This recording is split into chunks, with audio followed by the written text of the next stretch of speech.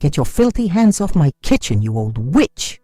That's what my son Derek screamed at me, his voice louder than the crash of the porcelain plate I'd just dropped.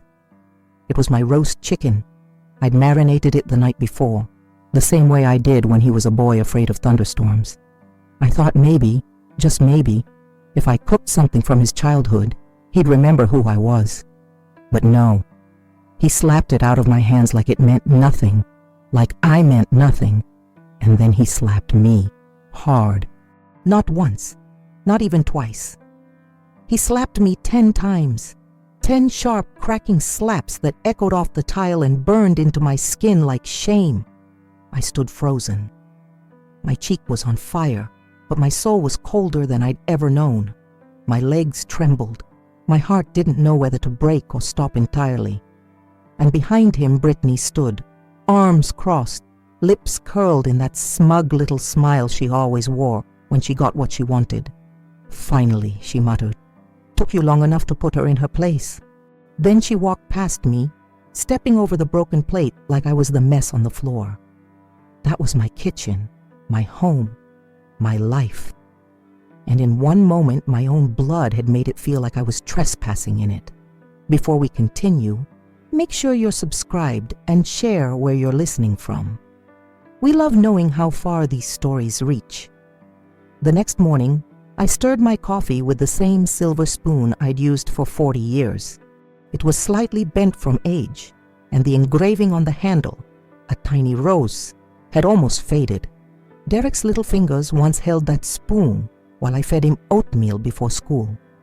I stared at it now, cold and untouched, like a relic from a life I no longer lived.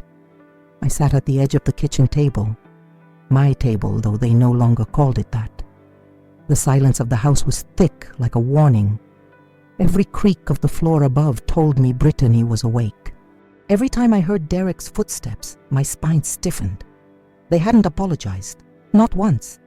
In fact, they acted as if nothing had happened. That morning, Brittany tossed a wrinkled receipt onto the table. "You used the heating too much last month. Next time, think twice before you turn it on for no reason." I looked at her, her bleached hair pulled tight into a bun, her nails clicking on her phone.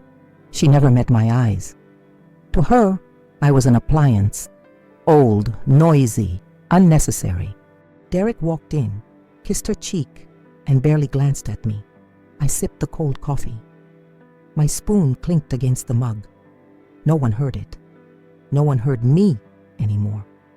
But I was still there, still watching, still remembering everything. I sleep in the laundry room now. What used to be a storage space for detergent and ironing boards has become my corner of existence. They moved me there 2 months ago after Brittany claimed my old bedroom as her home office. Derek didn't argue. He never does when she talks about needing space. They gave me a cot, no closet, just 2 plastic drawers, a chipped mirror, and a single bare bulb that hums all night. The washing machine clicks beside me like a ticking clock, reminding me with every cycle that my life spins somewhere between old sheets and fabric softener. At first, I tried to make it feel like home. I folded my scarves neatly, arranged a few photos near the mirror. One of Derek when he was 7, beaming after a little league game. One of me and my late husband on our wedding day. But Brittany threw them out the next morning. "Clutter," she said. "Now the walls are bare." I keep my shoes in a pillowcase. I hang my coat on a nail in the wall. And when I cough at night, I bury my face in the pillow so they won't complain. Once I was the woman who ran this house, who painted the walls, picked the curtains, hosted Thanksgiving for 12. Now I sleep beside a mop bucket and keep my toothbrush in a cereal bowl. And still, I remain. I hadn't opened the drawer in years. It sat at the back of the hallway closet, hidden under folded linens and boxes of Christmas ornaments that no one touched anymore. I waited until Derek and Brittany left for work. The silence gave me just enough courage to tiptoe across the house, careful not to let the floorboards betray me. My hands trembled as I slid the drawer open. Inside, wrapped in a cloth napkin from my wedding china, was the key. It was small, bronze, and warm from memory. The key to the safe my husband installed in the basement the year before he died. The one Derek didn't know about. I had promised myself I'd never open it unless I had no choice. But after the 10 slaps and Brittany's growing cruelty, I knew the moment had arrived. I held the key like a relic from another life. In the safe were things that mattered. Not just papers, but the last pieces of my dignity, my husband's will, the house deed, a letter he wrote me before his final surgery. His handwriting, soft and sure, saying, "Evelyn, this house is yours until your last breath. No one can take that from you." And yet, here I was, being slowly erased inside my own home. I closed the drawer, locked it again, hid the key in my shoe beneath the insole. They thought I was powerless. But the truth was waiting, buried in steel and memory. They didn't say a word, not a card, not a happy birthday, not even a nod at the calendar stuck to the fridge, the one I'd circled months ago in fading red ink. October 8th, the day my mother used to call me at dawn just to sing. I spent most of the day folding towels and sweeping corners they never noticed. I lit a single candle in the laundry room after they left. I didn't sing to myself. That felt too pathetic, but I stared at the flame until my eyes watered. Derek came home late. I heard his voice through the vents, laughing, calling Brittany "babe" as she unwrapped a small velvet box. "A gift?" she asked, giggling. "Of course," he replied. "You deserve it." I sat alone beneath the flickering bulb, chewing stale crackers I kept hidden in a shoebox under the cot. My knees ached. My back throbbed. But what hurt most was the silence. The silence of a child forgetting the woman who taught him how to tie his shoes, the woman who stayed up with him during chicken pox, who worked double shifts to buy him that red bike he loved so much. And now, not even a crumb of memory. No one knocked. No one came. They celebrated love upstairs while I aged in secret downstairs. But the key in my shoe pressed gently against my heel, a small, stubborn reminder that my story wasn't over yet. That morning, I woke up before the sun. It's the only time the house is quiet, before Brittany's perfume poisons the hallway, before Derek's boots stomp through the kitchen like I'm just dust in the corners. I crept into the kitchen and made oatmeal. Real oatmeal. Not the microwave packets they eat, full of sugar and indifference. I stirred it slowly, watching the steam rise like the past whispering back. As I stood there, I caught sight of myself in the reflection of the microwave door. A woman hunched in a faded robe, her gray hair pinned up with a pencil. A ghost, but still warm, still alive. I placed 2 bowls on the table out of habit, one for Derek, one for me. Then I remembered that boy was gone, replaced by a man who looked at me like I was a debt he never asked for. I poured his bowl back into the pot. Later, Brittany came in, sniffed the air, and wrinkled her nose. "Oatmeal?" she scoffed. "God, that smell is depressing." She opened the fridge and grabbed a smoothie bottle. Then she turned to me and said, "You might want to clean the stove. It smells like something died." I said nothing. I didn't flinch. I wiped the counter slowly, methodically, like I used to clean Derek's scraped knees. The same hand now invisible. But I wasn't gone. Not yet. I was just waiting. Like a storm before it names itself. That afternoon, while folding Derek's laundry, something I was never asked to do but always did, I found an old photograph tucked between 2 of his t-shirts. It stopped my breath. It was from his graduation day. He was grinning, wearing the oversized cap, and leaning into me like I was his whole world. My arm wrapped around his waist, my smile full of pride. My husband had taken that photo. For years it stood in a frame by the living room window. Now it was hidden, stained with what looked like spilled coffee. No frame, no place. I carried it to the laundry room, my fingers brushing the bent corners. I cleaned it gently with a soft cloth, and for a moment I imagined he might come downstairs, see it in my hands, and remember. But he didn't. Instead, Brittany came in looking for her missing blouse. She saw the photo and rolled her eyes. "Oh, please, that thing. We're not a museum of sad women, Evelyn." She snatched it from my hands and tossed it onto the dryer like trash. Then she added, "If I see one more of your dusty little memories lying around, I'm putting them all in the garbage." She walked out without waiting for a reply. I picked up the photo, pressed it to my chest and whispered, "Not this one." I slid it under my pillow that night. Let them forget. I would remember enough for all of us. A bitter scent filled the air when I came up the stairs the next morning. Sharp, synthetic, unfamiliar. Paint. I followed the odor to the living room and stopped cold. My walls, the soft sunflower yellow I'd chosen with Harold the year we paid off the house, were now a harsh, modern gray. Sterile, cold. Brittany stood in yoga pants, directing two painters like she was choreographing a dance. "We're updating everything. Minimalism is in. That old lady color had to go." Derek was on the couch, sipping his smoothie, nodding. I walked to the corner where a wooden cabinet once stood. My china, my mother's wedding set, was gone. "Where's the cabinet?" I asked, my voice barely above a whisper. Brittany looked at me like I was a stain. "Sold it. It didn't match the new look." The air vanished from my lungs. "You what?" Derek shrugged. "It's just stuff, Mom. You always say memories live in the heart, not in furniture." "But that wasn't yours to sell," I said, my voice cracking. "It's our house now," Brittany snapped. "We have every right." I stood there, in my own living room, surrounded by walls I no longer recognized. Paint dripped down like the years being erased. And I realized then they weren't just remodeling the house. They were scrubbing me out of it. But I still had the key, and memories that no brush could cover. That evening, I caught my reflection in the hallway mirror. A narrow thing Brittany hung to open up the space, though it only seemed to narrow mine. The light was dim, but enough to see the faint yellowing bruise still lingering on my cheek from Derek's slap. 10 days, and it was still there. I leaned in closer. The skin had thinned with age, like crepe paper.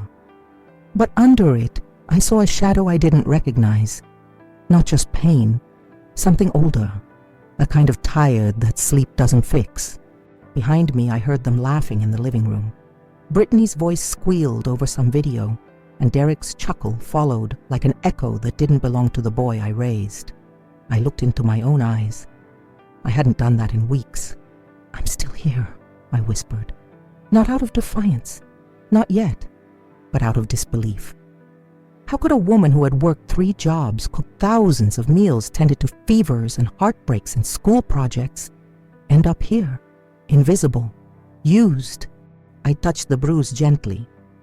Then I opened the closet beside the mirror and pulled out a box I hadn't dared touch since Harold died. Inside were files, the ones Derek and Brittany didn't know existed. The house deed, the original will, and a letter from Harold to me marked in his handwriting, "For when they forget who you are." I didn't cry, I smiled, just barely. The mirror didn't lie. I was still here. Dinner used to be sacred. When Harold was alive, we always ate together, even if it was just soup and crackers. We'd say grace, hold hands, ask Derek about school. It was a rhythm that made life feel full, even when the fridge was half empty. Now I eat at the edge of the laundry room sink. Tonight they ordered Thai food. I knew from the scent, lemongrass and fish sauce wafting down the hallway, uninvited. I heard Brittany giggle. "No more of your mom's peasant food, thank God." Derek laughed with a full mouth. They didn't call me, didn't ask if I'd eaten.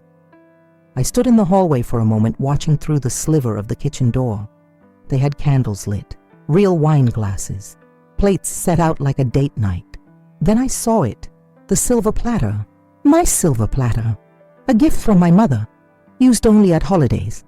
Brittany had polished it up and laid spring rolls on it like it was hers. I turned away. Back in the laundry room, I ate a hard-boiled egg and a slice of bread.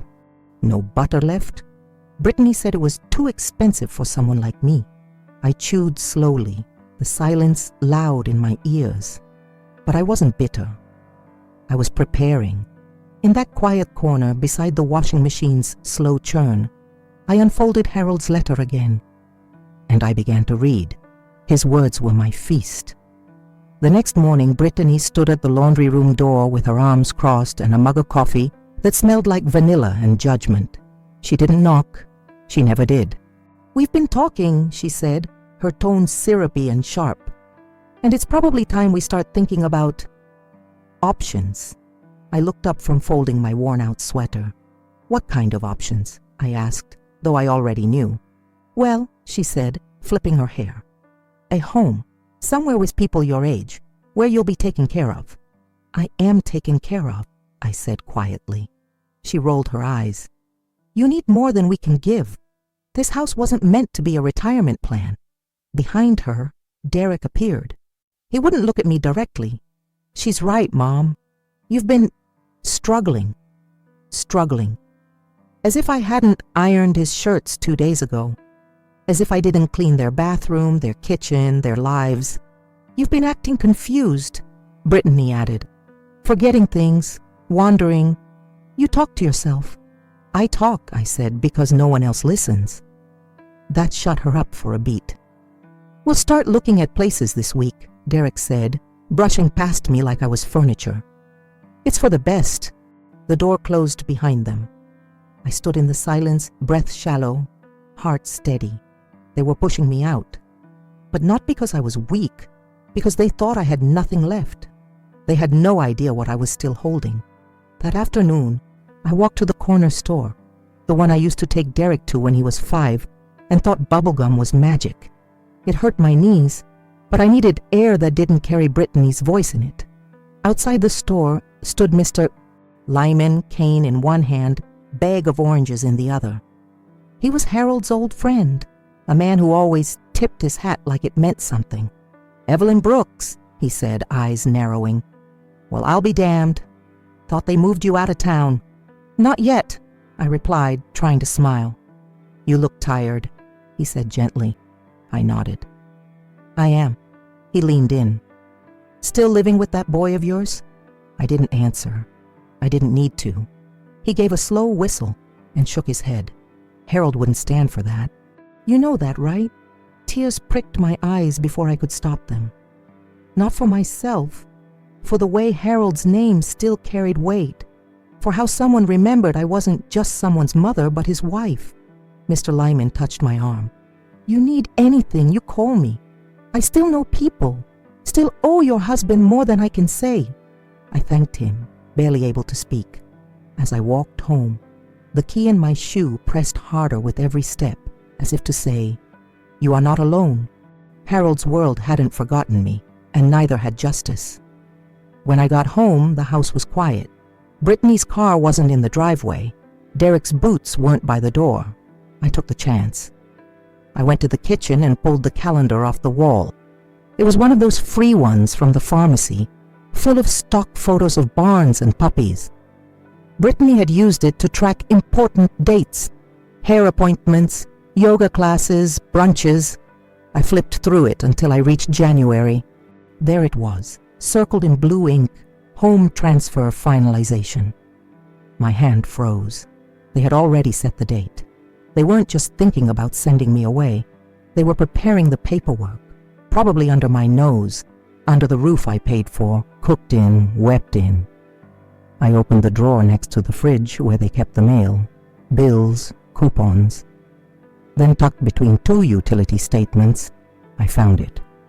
A blank power of attorney form, signed by Derek. The section for guardian decision was empty. Waiting, I imagined, for me to be confused enough to sign it. I stared at the paper for a long time. Then I folded it, took it to the laundry room and placed it under Harold's letter in my hidden box. They wanted control, but they had no idea I already held the deed. And when the time came, I wouldn't raise my voice. I'd raise the truth.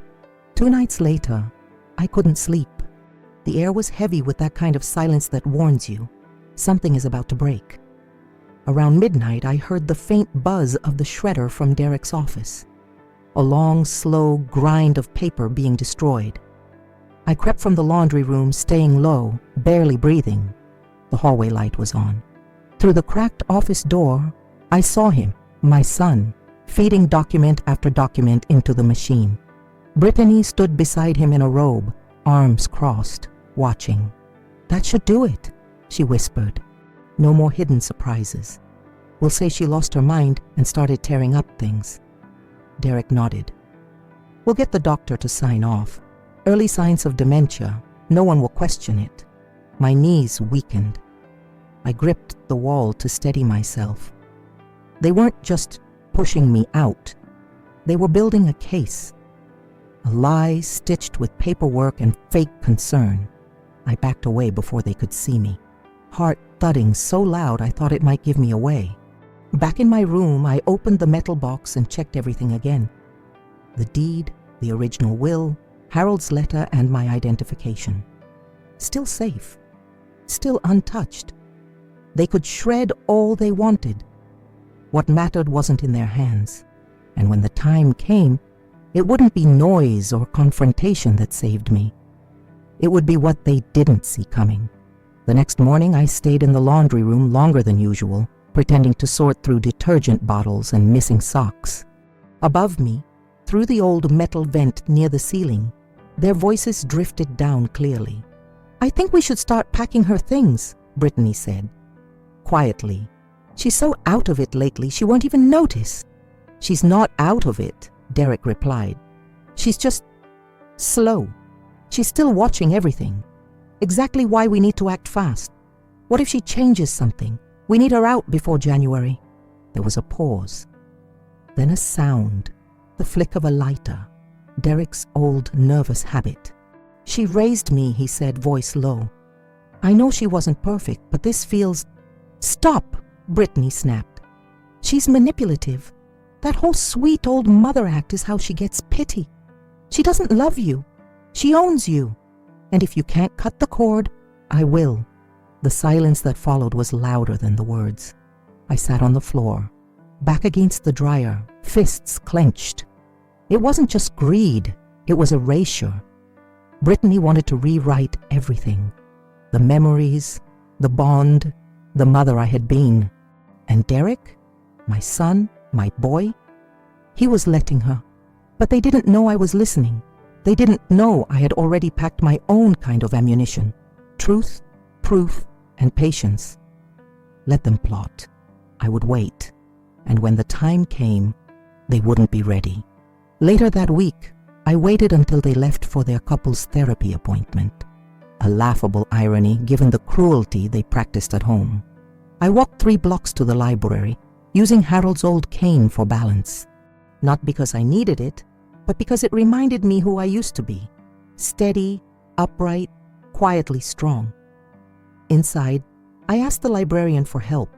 She was young, kind-eyed, and didn't look at me like I was wasting her time. "I need a lawyer," I said. "Someone who handles property and wills, and who still listens." She didn't flinch. She wrote down a name and number on a bright yellow sticky note. Carla Jensen, estate law. I held it like it was gold. Back home, I slipped the note into my jewelry box, tucked between the pearl earrings Harold gave me for our 25th anniversary, and a safety pin I kept for no reason at all. A small box of truths I never gave away. That night, I made the call while they were out. "Mrs. Brooks," Carla said, her voice calm, professional, but not cold. "You're not the first mother to be cornered. Let's make sure you're the last one who stays silent." We scheduled an appointment. Discreet. Safe. When I hung up, I exhaled a breath I didn't know I'd been holding. I wasn't fighting with anger. I was moving with precision, because dignity isn't loud, it's deliberate. The day of my appointment with Carla, I left the house wearing my church coat, navy blue, still smelling faintly of cedar from the attic where I kept it hidden. Brittany never noticed it was missing. She rarely noticed anything about me unless it inconvenienced her. At the law office, Carla greeted me with both hands and eyes that didn't rush.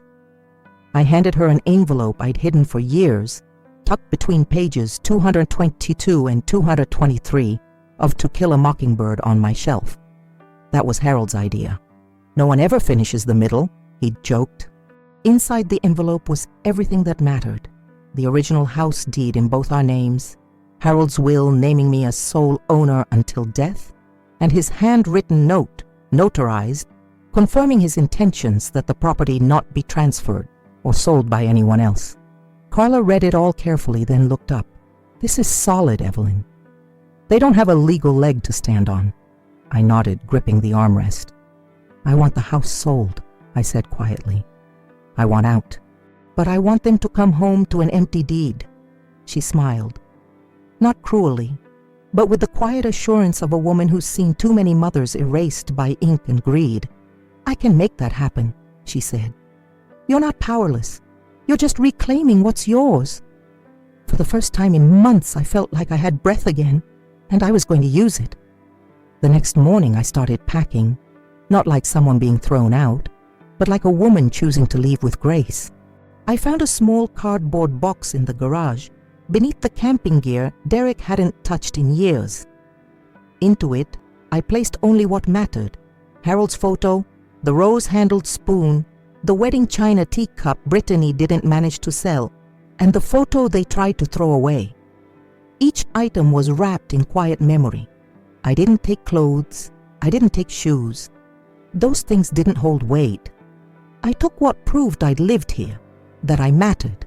Then I sat at the kitchen table for the last time. I made myself tea.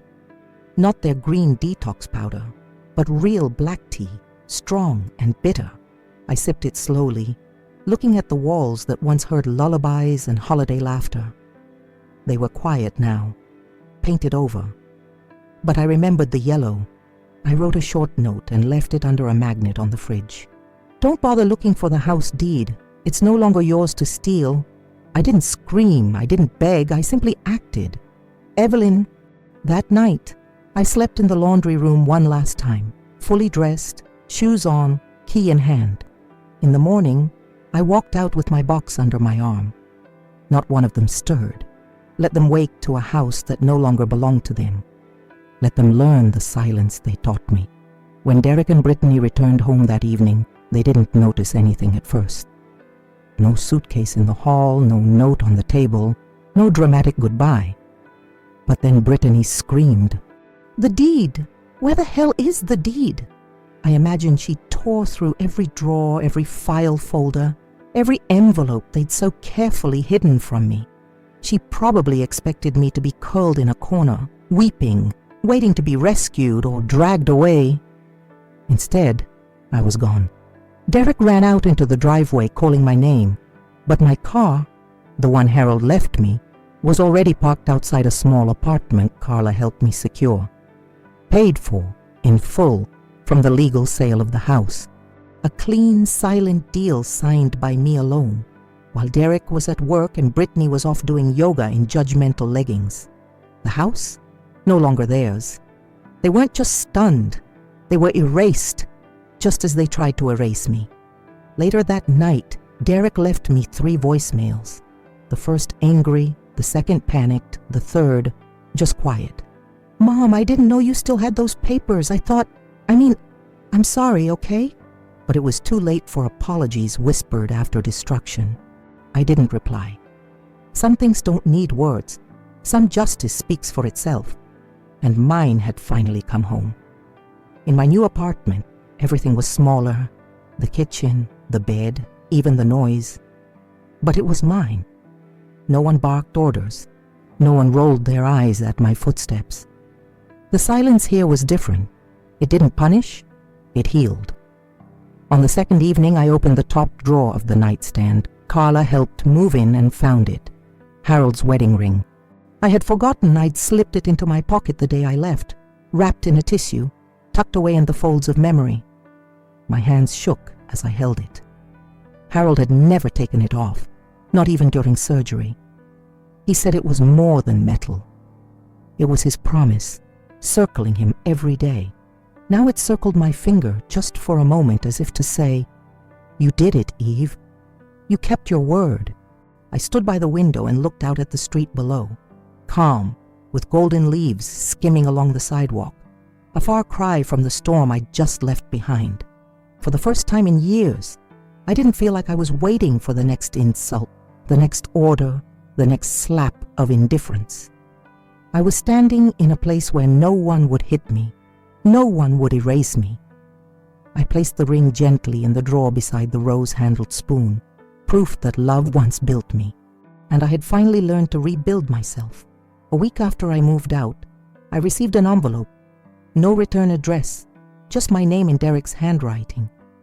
I stared at it for a long while before opening it. My heart thudded like it did when he was a teenager, and I had to read notes from the principal's office. But this wasn't about a skipped math class. Inside was a letter. Mom, I don't know what to say. Brittany's furious.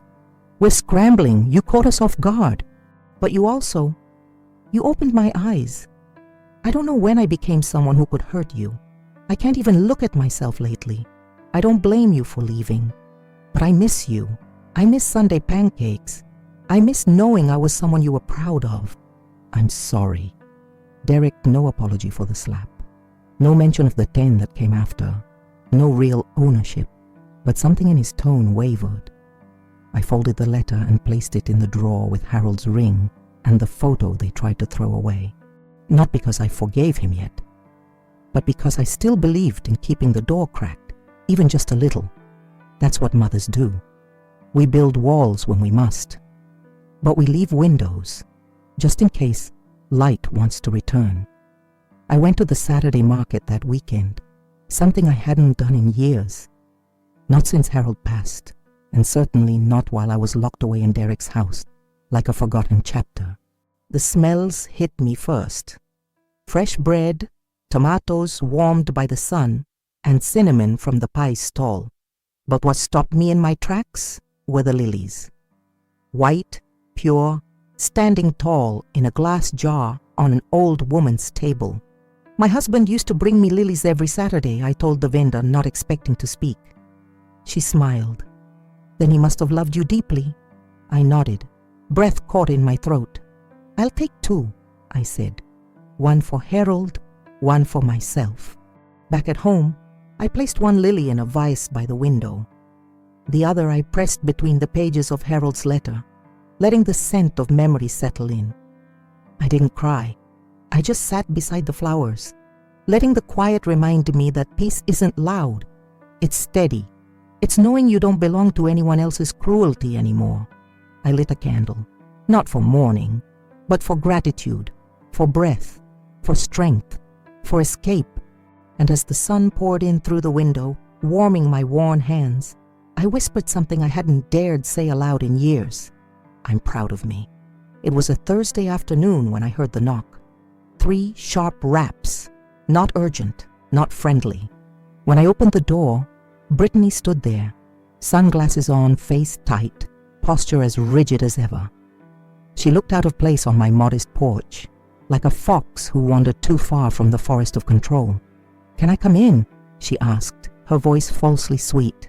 "I don't think that's a good idea," I replied, calm but firm. She huffed. "I just want to talk." I stepped aside slightly, letting her in without welcome. She didn't sit. She paced. "You humiliated us, Evelyn. Do you know that? You sold the house from under us." "I sold my house," I corrected. She ignored me. "We had plans. We were going to build a future there." I studied her face, tight-lipped, flushed cheeks. No regret, only wounded pride. I built that future, Brittany, every brick, every meal, every night I stayed up sewing holes in clothes Derek never thanked me for. She folded her arms. "Do you expect me to apologize?" "No," I said, stepping closer. "I expect you to leave." She didn't argue. She only scoffed and turned on her heel. At the door she paused. "He's miserable without you, you know." I met her gaze. He was miserable with me too. At least now he has to feel it. The door closed, and I stood straighter. It wasn't bitterness. It was clarity. That weekend I wandered into the courtyard behind my new building. I didn't expect much. maybe a few neglected hedges or a broken bench. But instead, I found Mrs. Langston. She was kneeling in a small garden bed, her hands deep in soil, her gray braid trailing down her back like a silk rope. "Tomatoes or roses?" I asked gently. She looked up and smiled, dirt on her cheek like a badge of honor. "Both. Why choose?" She offered me a trowel without ceremony. "You want to plant something?" I hadn't touched soil in years, but I took it. We worked in silence for a while, two older women kneeling beside new life. There was something sacred about it, something returning. As I pressed seeds into the earth, I felt Harold beside me again, the way he used to hum while planting marigolds. And I thought of the child I raised, the boy who once ran through the sprinkler barefoot, shrieking with laughter. I hadn't lost everything, just the things I held too long. Mrs. Langston handed me a small pot. "Try these. Lilies. They're slow to bloom, but loyal." I cradled the pot in both hands like it was a promise. And for the first time in what felt like decades, I didn't feel buried. I felt rooted, not forgotten, replanted. The following Sunday, I set the table for one. Not because I had to, but because I chose to. I laid out a cloth napkin, poured a cup of tea, and placed my spoon, the rose-handled one, beside the plate. I even lit a candle, not for grief, not for longing, but for presence. I wasn't rushing, I wasn't serving anyone. I wasn't folding myself smaller to make space for louder people. I was honoring the quiet. Midway through my eggs, I looked across the table and imagined Derek as he once was, his little legs dangling from the chair, asking if he could have more syrup. He had a gap in his teeth back then. He never liked crusts. And every meal ended with a sticky hug. The memory didn't hurt anymore. It just rested there, soft, like a folded sweater. Then the phone rang. I let it go to voicemail. Later I listened. "Mom, it's me.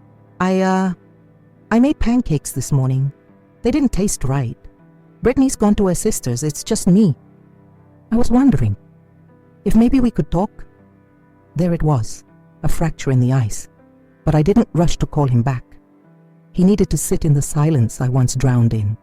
Let him learn how heavy an empty table feels. Only then would he know what I carried all those years. Monday morning, Carla called. "Evelyn," she said, her tone both cautious and curious. "I received a voicemail from your son." I tightened my grip on the phone. "He asked if I could mediate a meeting. Said he wants to talk, legally and respectfully." I didn't answer right away. Carla waited. "He said he understands now," she continued. "That he crossed every line. He didn't ask for the house. He didn't beg. He asked for a conversation." I looked out the window at the tiny sprout beginning to peek from the soil in the pot, the lily Mrs. Langston gave me. "I'll meet," I said finally. "But not at my home. Not where we argued. Not where we bled." Carla agreed. Neutral ground, her office. After we hung up, I stood in the middle of my apartment.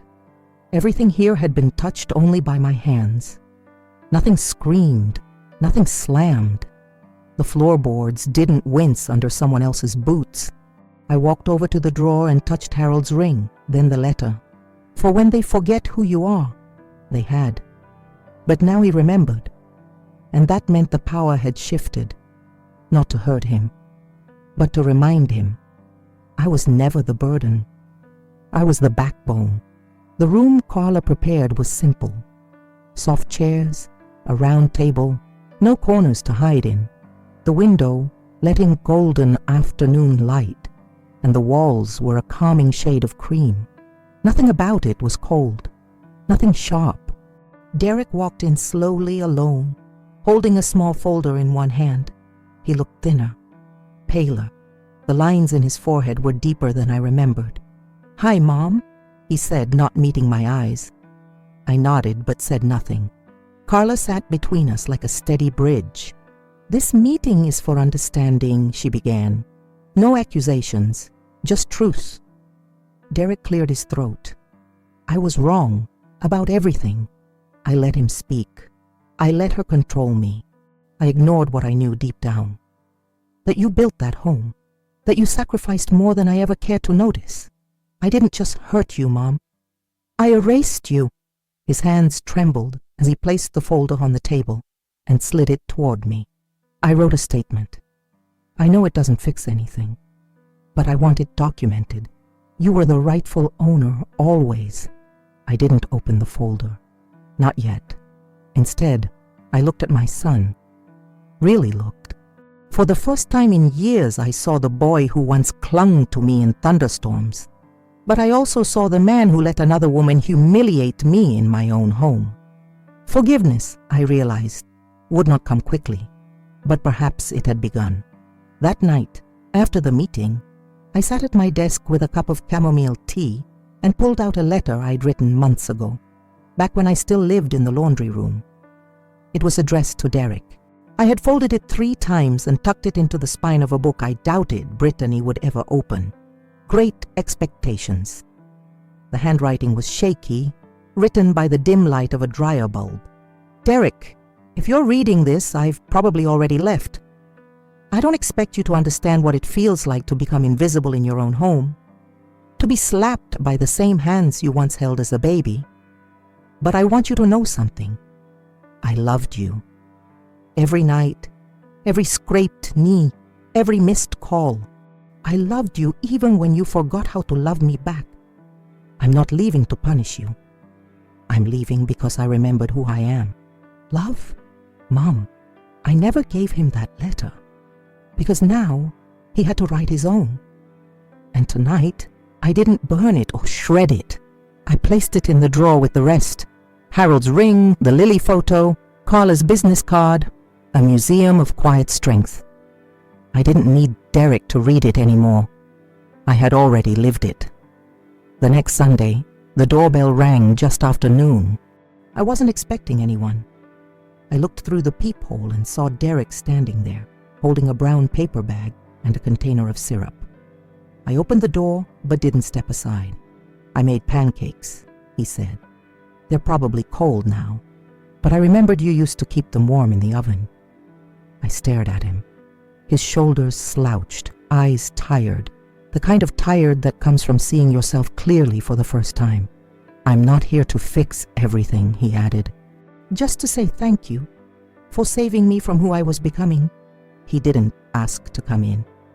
He just stood there. I hesitated, then reached out and took the bag from his hands. Thank you, I said softly. But you'll need to make a lot more pancakes before that means anything. He smiled. Not the cocky grin I'd grown used to, but something gentler, a boyish smile, uncertain but hopeful. He nodded and turned to leave. I closed the door slowly. Inside, I placed the pancakes on a plate and warmed them in the oven. I sat at the table for one, again. But this time, the silence felt different, less empty, more open. He hadn't earned forgiveness, but he had knocked. And sometimes, that's where healing begins. 2 days later, I received a message through Carla. It was from Brittany, not a letter, an email, cold, clinical, calculated. Please be informed that I will be pursuing legal consultation regarding the handling of the house sale and the alleged emotional manipulation that resulted in our displacement. It is my belief that Evelyn Brooks orchestrated this situation using deceit and weaponized nostalgia. Carla called me before forwarding it. You don't need to respond, she said gently. Let her bark. She's grasping at shadows.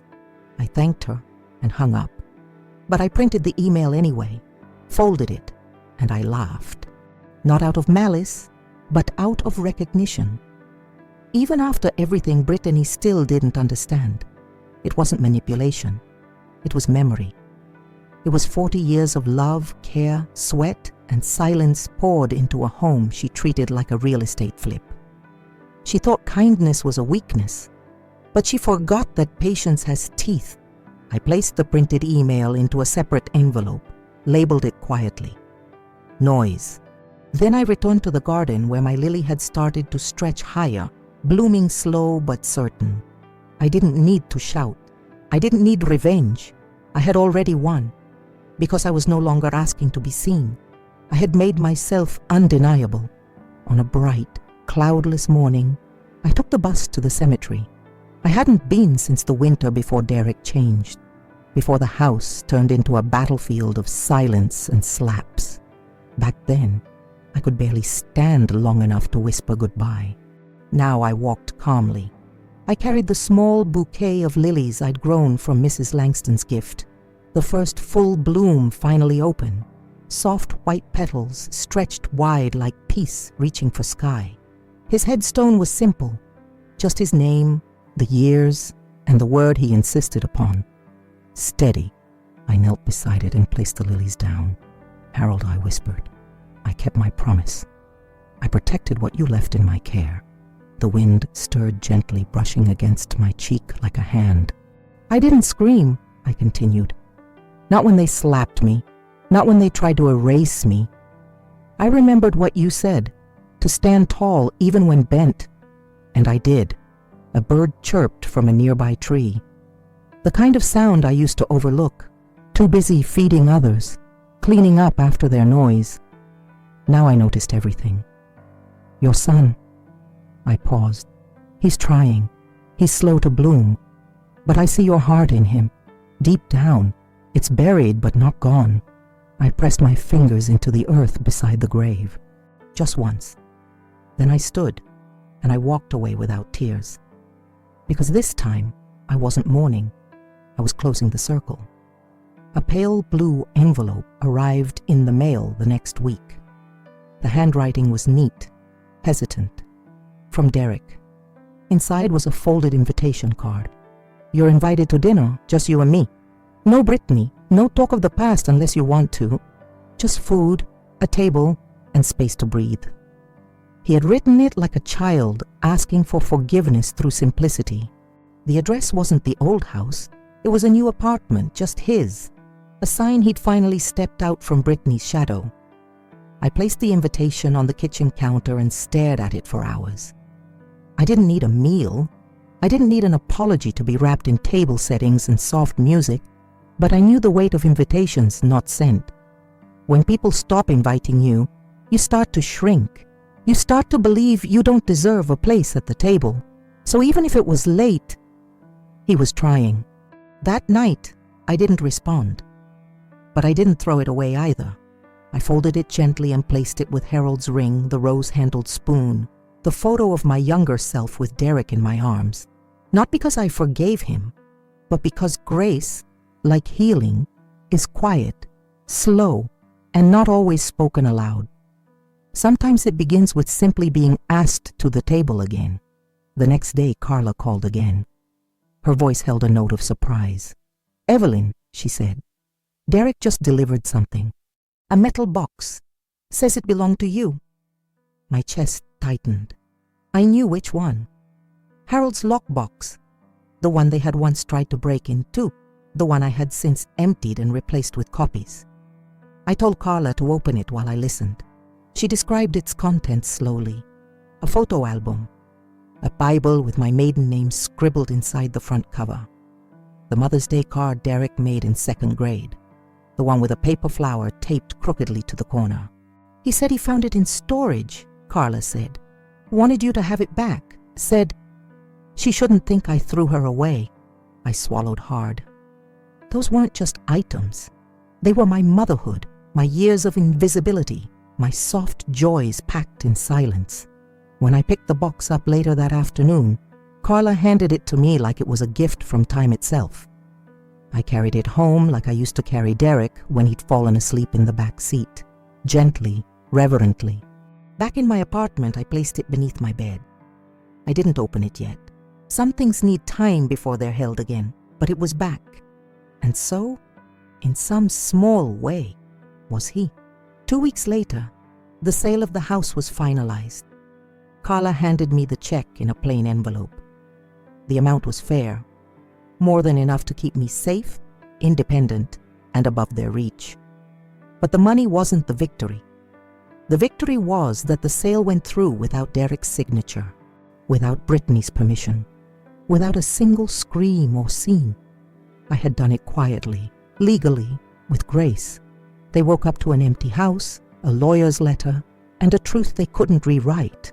I had never been theirs to control.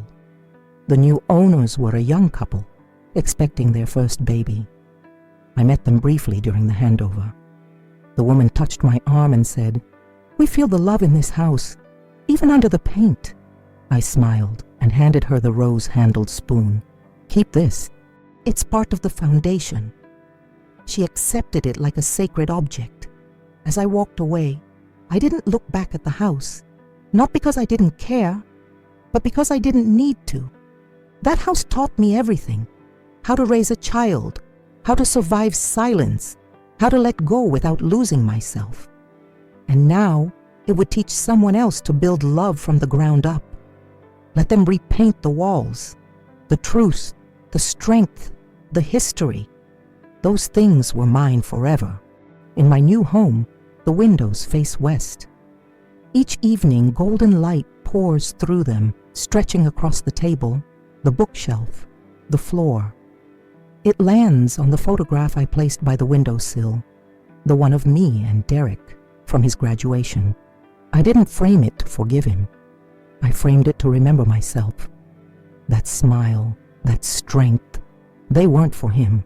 They were mine, earned through years of exhaustion and invisible service, through wounds no one clapped for, through the long, quiet dignity of being a mother in a world that forgets what that means. I often sit in that pool of light and sip my tea, the same rose-handled spoon resting inside my cup. Peace doesn't arrive all at once. It arrives in flickers, like afternoon sun on old photographs, or the rustle of leaves on a clean street. It arrives when no one is calling you a burden, when you've learned to love the sound of your own breath again. Derek hasn't called in a few days. That's all right. Healing isn't measured by how often someone calls you. It's measured by how gently you speak to yourself when they don't. I run my hand along the window frame, watching the sky soften into pink and blue, not waiting, not hoping, just existing. Freely. One warm afternoon, I found a used garden chair at a thrift store, the kind with the woven seat and squeaky arms, just like Harold used to sit in after mowing the lawn. I carried it home myself, slowly, one careful block at a time. "Mrs." Langston saw me from her balcony. "Well, look at you," she called. "You starting your own throne?" I laughed. I might. I placed the chair in the corner of our shared garden, under the sycamore tree, where the sun filtered through like a lace curtain. I brought a small cushion from home, pale yellow, like the kitchen used to be, and I sat. No one called me. No one needed anything. No one told me I was too loud, too slow, too much. For the first time in decades, I rested without guilt.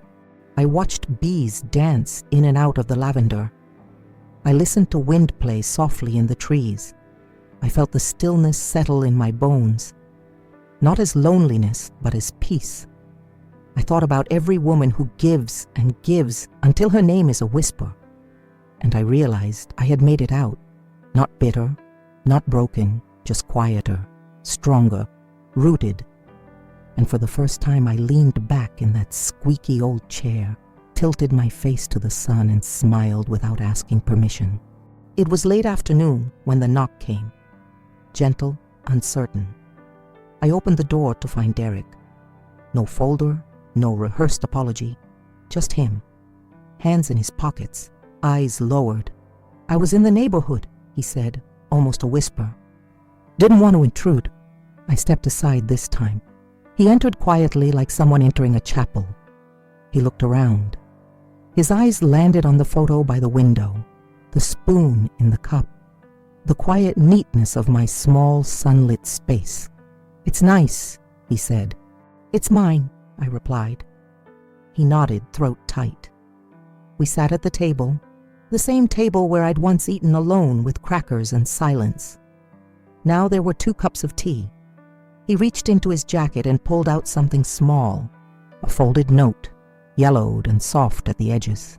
"I found this in your old books," he said. "The letter you wrote, the one you never gave me." I froze. You read it? He nodded. Twice. I didn't speak. I didn't deserve it, he said, voice shaking. But I needed it. We sat in the silence that followed, thick but no longer cruel, just honest. I didn't reach for his hand. I didn't rush to say I forgive you, but I let him sit. And sometimes that's the beginning of love finding its way back. Not loud, not complete, but real. We sat in the soft hum of the apartment, 2 steaming cups between us. Derek looked older somehow, as if the weight he carried had finally settled into his eyes. I stood, walked to the counter, and opened the drawer. He watched silently. I took out the rose-handled spoon, the one that had traveled with me from childhood breakfasts to lonely dinners in the laundry room. I placed it on the table between us. He looked down at it, eyes filling with something heavy. I remember that spoon, he said. You used to stir honey into my tea with it every time I was sick. I nodded. And every time you cried. He picked it up slowly, carefully, like it was made of memory. I wish I could go back, he whispered. You can't, I said gently. But you can start from here. He nodded. No promises, no grand speeches, just the sound of his fingers grazing the worn metal, and the deep silence of 2 people learning each other again. Not as mother and child, but as 2 broken hearts, trying. He left the spoon on the table when he stood to go. And that was enough. Not forgiveness, but the shape of it. The lily bloomed the next morning, fully, brilliantly. Its white petals open like a breath held too long. I found it in the corner of the garden where the sun hit just right. I bent down slowly, running my fingers along its edge. It hadn't rushed. It had taken its time, just like me. I carried it inside and placed it in a glass of water on the table, right next to the rose-handled spoon and Derek's untouched teacup from the day before. That corner of my apartment, once empty and guarded, had become a still life of quiet victory. The photo of Harold, the drawer filled with letters and truths, the light pouring through the window, warm and unhurried. No shouting, no chaos, no one to ask permission from, just me and the life I had grown from ashes. I lit a candle beside the lily and whispered to the room, you don't have to bloom quickly. You just have to survive long enough to bloom when it's safe. Outside, the wind stirred the garden gently, and I smiled, because the hardest parts were behind me, and the softest ones were mine to keep. That evening, I didn't close the curtains. I left the window wide open, its soft glow spilling out into the dusk like a beacon. In the quiet of my room, the breeze carried in the scent of earth, lilies, and the faint echo of peace. I sat in my garden chair, the one with the creaky arms wrapped in the old quilt Harold used to nap under. My hands, though wrinkled and tired, held no anger, only memory. Derek hadn't called again, and I hadn't waited. Somewhere, maybe, he was thinking, healing, letting the silence shape him as it had shaped me. Inside, the photo remained by the window. The rose-handled spoon lay beside the candle, and the lily glowed under its own soft spotlight, no longer struggling to open. I didn't feel forgotten anymore. I felt remembered by myself, and that, I'd learned, was enough. As the sun dipped below the rooftops and the world quieted to a gentle hush, I whispered into the fading light. Respect isn't inherited, it's earned day by day. And tonight, the house that once erased me no longer held me. But the window, it stayed lit, just in case someone ever needed to find their way back.